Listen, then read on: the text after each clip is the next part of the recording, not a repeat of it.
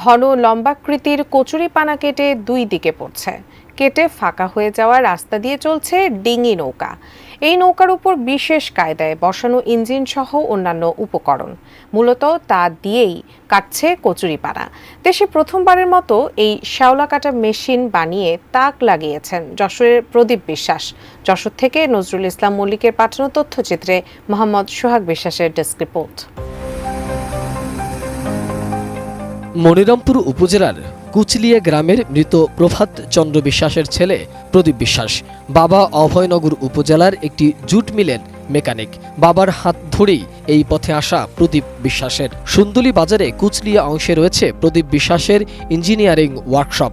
সেখানেই তৈরি করছেন ভাইরাল শ্যাওলা কাটা মেশিন।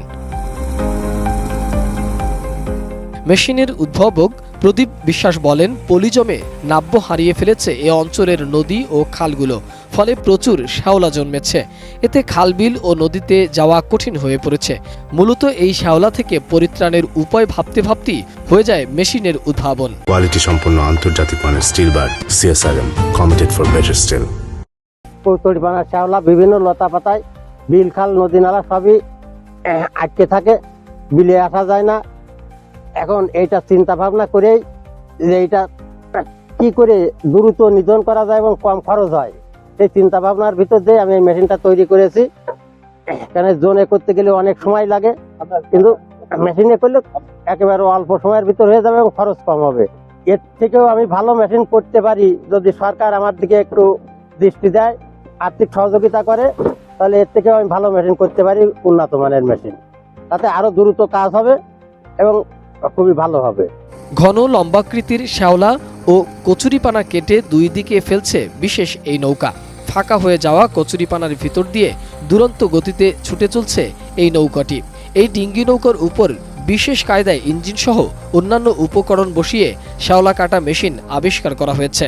আমাদের 1 বিঘা জমি পরিষ্কার করতে মিনিমাম 2 ঘন্টা, প্রায় 2 ঘন্টার সময় লেগে যায়। তাতে করে অল্প জোন দিয়ে করতে গেলে অনেক টাকা খরচ হয় বা অনেক টাইম লাগে, কিন্তু আমাদের মেশিনটা সহজে কেটে দেয় কম খরচে। শ্যাওলা না কাটলে আমরা বিলেও আসতে পারি না, বিল খালে আমরা চলাচল করতে পারি না। আমরা কেটে দেওয়ার পরে এই শ্যাওলা খাল শোয়া আর বিলেও শোয়া হয়ে যাচ্ছে।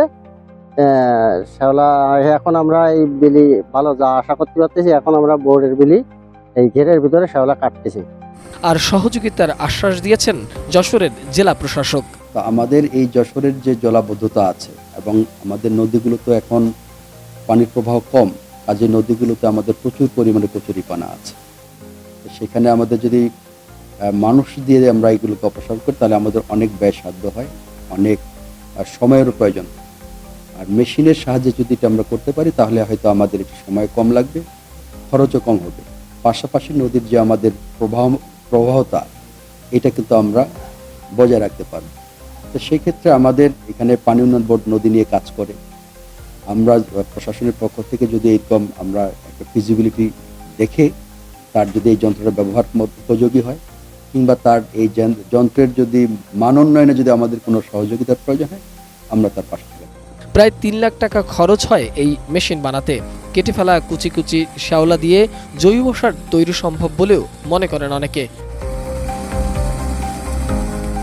মোহাম্মদ সোহাগ বিশ্বাস, ডেস্ক রিপোর্ট, ATN নিউজ।